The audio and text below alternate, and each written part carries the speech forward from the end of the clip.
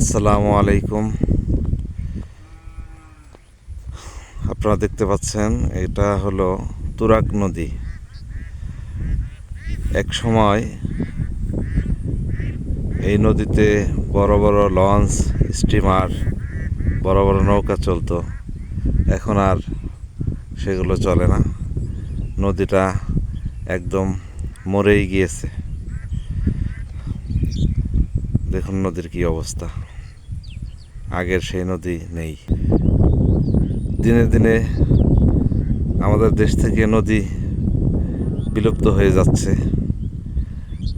অবশ্য বর্তমান সরকার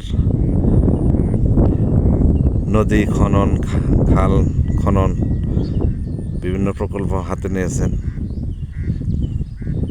এটা একটা ভালো উদ্যোগ। নদীগুলোকে বাঁচিয়ে রাখা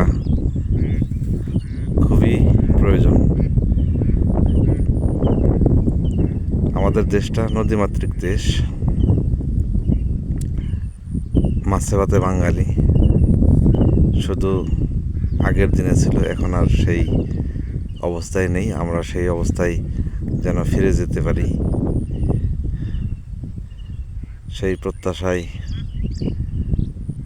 আজকের মতো ভিডিওটি শেষ করছি। সবাই ভালো থাকবেন। আসসালামু আলাইকুম।